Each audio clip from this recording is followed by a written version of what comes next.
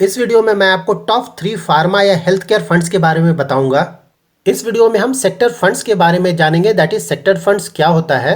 साथ ही मैं आपको कंप्लीट सिलेक्शन प्रोसेस बताऊंगा जिसके थ्रू हम टॉप 3 फार्मा फंड्स को सेलेक्ट करेंगे। बेस्ट फार्मा फंड्स को सेलेक्ट करने के लिए हम कुछ पैरामीटर्स को यूज करेंगे like AUM that is asset under management, vintage, performance across 4 horizons that is 1 year, 3 year, 5 year and 10 years, risk ratio like standard deviation and beta, risk and reward ratios like Sharpe ratio and alpha. Then we will also check the asset allocation of these funds. Asset allocation means in funds ने अपने total asset का कितना percentage large cap, mid cap and small cap companies में invest किया है। इसके अलावा हम फंड मैनेजर डिटेल्स चेक करेंगे और साथ ही हम उन टॉप स्टॉक्स के बारे में जानेंगे जिनमें इन फंड्स ने अपना इन्वेस्टमेंट किया है।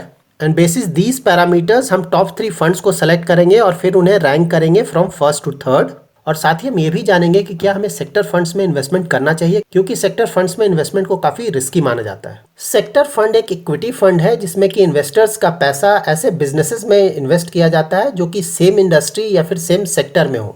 एज पर सेबी गाइडलाइंस किसी भी सेक्टर म्यूचुअल फंड को अपने टोटल एसेट का एटलीस्ट 80% इन्वेस्टमेंट एक पर्टिकुलर सेक्टर में करना होगा। अगर एक सेक्टर फंड फार्मा सेक्टर का फंड है तो उन्हें टोटल एसेट का 80% स्टॉक फार्मा कंपनीज में करना होगा। फार्मा सेक्टर फंड उन कंपनीज में अपना पैसा इन्वेस्टमेंट करेगा जो कि या तो मेडिसिन मैन्युफैक्चर करती हैं या फिर हॉस्पिटल्स हैं या डायग्नोस्टिक्स हैं।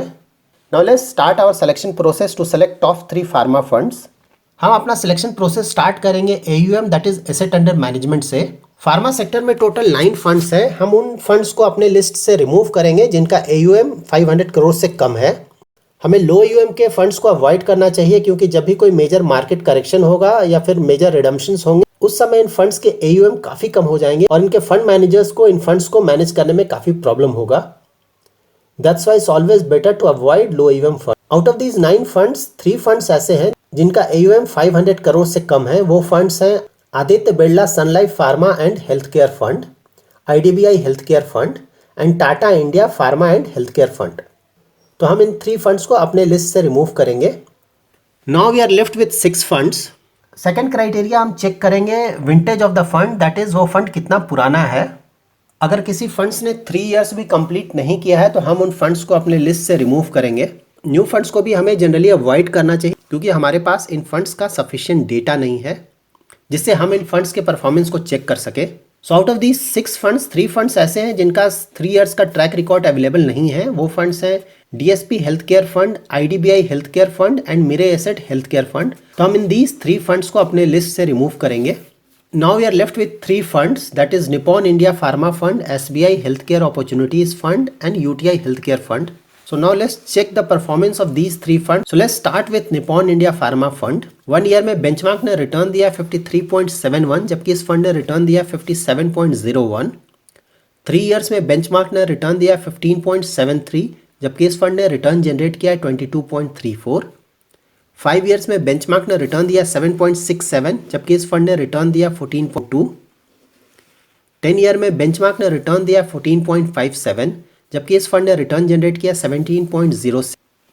तो अक्रॉस ऑल 4 होराइजंस इस फंड ने अपने बेंचमार्क को अच्छे मार्जिन से बीट किया है। That means performance wise this fund is quite good. Now let's check the performance of SBI health care opportunities fund. 1 year में बेंचमार्क ने रिटर्न दिया 53.71 जबकि इस फंड ने रिटर्न दिया 56। 3 इयर्स में बेंचमार्क ने रिटर्न दिया 15.73 जबकि इस फंड ने रिटर्न दिया 17.87। 5 इयर्स में बेंचमार्क ने रिटर्न दिया 7.67 जबकि इस फंड ने रिटर्न दिया 9.61। 10 इयर्स में बेंचमार्क ने रिटर्न दिया 14.57 जबकि इस फंड ने रिटर्न दिया 16.86। इस फंड ने भी अपने बेंचमार्क को बीट किया अक्रॉस ऑल 4 होराइजंस, तो इस फंड का भी परफॉर्मेंस अच्छा है। Now let's check the performance of UTI health care fund. 1 year में बेंचमार्क ने रिटर्न दिया 53.71 जबकि इस फंड ने 88.48। 3 इयर्स में बेंचमार्क ने रिटर्न दिया 15.73 जबकि इस फंड ने रिटर्न दिया 17.70। 5 इयर्स में बेंचमार्क ने रिटर्न दिया 7.67 जबकि इस फंड ने रिटर्न दिया 10.64। इस फंड ने भी अक्रॉस 3 होराइजंस अपने बेंचमार्क को बीट किया है। ओनली अक्रॉस 10 ईयर होराइजंस ये फंड अपने बेंचमार्क को बीट नहीं कर पाया है। सो ओवरऑल इस फंड का भी परफॉर्मेंस अच्छा है। Now let's check risk parameters and risk reward parameters of these funds across 3 and 5 year horizon. Risk parameters में हम चेक करेंगे standard deviation in beta and risk reward parameters में हम चेक करेंगे Sharpe ratio and alpha. So let's start with risk parameters across 5-year horizon. Nippon India pharma fund का standard deviation 18.56 जबकि इसका beta है 0.86। SBI health care opportunities fund का standard deviation है 19.54 जबकि बीटा है 0.9। यूटीआई हेल्थ केयर फंड का standard deviation 19.17 जबकि इसका बीटा है 0.9। So across 5-year horizon Nippon India pharma fund का स्टैंडर्ड डिविएशन बीटा दोनों ही with respect to other two funds कम है। दैट मीन्स इस फंड ने थोड़ा कम रिस्क लिया है। And if you look at risk reward parameters across 5-year horizon, Nippon India pharma fund का शार्प रेशियो है 0.41 जबकि इसका अल्फा है 6.81। SBI health care opportunities fund का शार्प रेशियो है 0.15 जबकि इसका अल्फा है 2.11। यूटीआई हेल्थ केयर फंड का शार्प रेशियो है 0.23 जबकि इसका अल्फा है 3.69।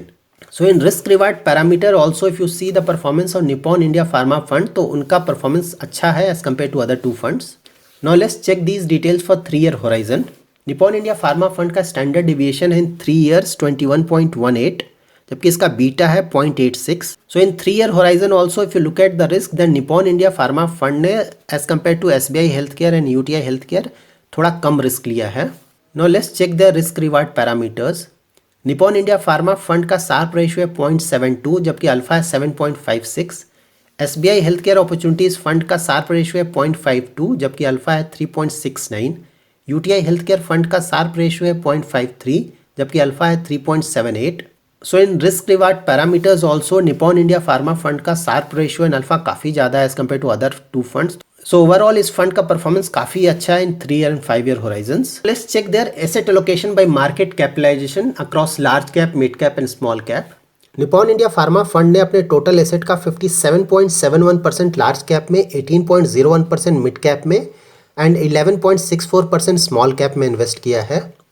SBI health care opportunities fund ने 55.96% लार्ज कैप में, 14.81% मिड कैप में एंड 25.11% स्मॉल कैप में इन्वेस्ट किया है।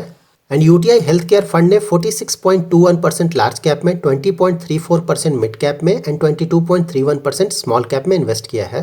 Nippon India pharma fund and SBI health care opportunities fund का लार्ज कैप में इन्वेस्टमेंट ज़्यादा है जबकि यूटीआई हेल्थ केयर फंड का लार्ज कैप में इन्वेस्टमेंट थोड़ा कम है। SBI health care opportunities fund and UTI health care fund का स्मॉल कैप में इन्वेस्टमेंट ज़्यादा है। Now let's check their expense ratio and fund manager details. Nippon India pharma fund का एक्सपेंस रेशियो है 1.05, SBI health care opportunities fund का expense ratio 1.12, UTI health care fund का expense ratio 1.79। So if you look at the expense ratio for all 3 funds, then you can easily figure out that UTI health care fund का expense ratio काफ़ी ज़्यादा। Now let's check their fund manager details. Nippon India pharma fund के fund manager है शैलेश राज भान। शैलेश राज भान MBA है finance में and CFA है। इन्हें टोटल 19 years का एक्सपीरियंस है equity research and fund management में। SBI health care opportunities fund के फंड मैनेजर है Tanmay Desai. Mister Desai MBA finance है एंड CFA है। यूटीआई हेल्थ केयर फंड के फंड मैनेजर है V Shrivatsa. Mister Shrivatsa CA and CWA हैं और साथ ही इन्होंने अपना MBA किया है IIM इंदौर से। Now let's check top stocks of these funds. So let's start with Nippon India pharma fund.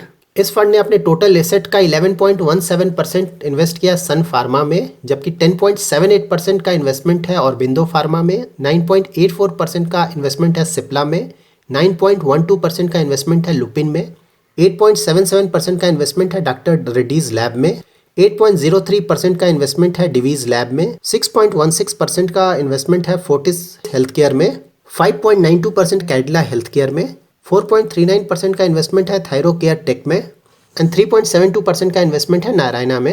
Now let's check the stocks of SBI health care opportunities fund.